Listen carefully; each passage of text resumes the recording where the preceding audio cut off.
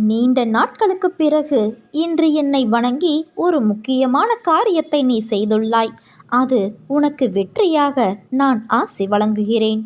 உன்னுடைய திறமைக்கும் தகுதிக்கும் ஏற்ப உனக்கு கிடைக்க வேண்டியது நிச்சயம் கிடைக்கும். நீ முயற்சித்தாயல்லவா? அதற்கான பலன் நிச்சயம் கிடைக்கும் என் தங்கமே. எனக்கு இந்த வாழ்க்கையே பிடிக்கவில்லை என்று நீ சோர்ந்து போகாதே. உன் வாழ்வில் கெட்ட கர்மாக்கள் இருந்தால் அதை அனுபவிக்க வேண்டும்.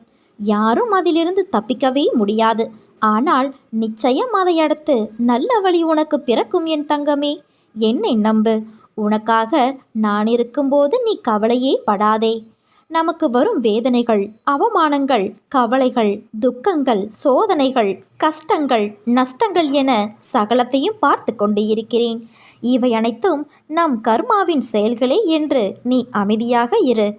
கர்மாவை கடப்பதற்கான காரியங்களே.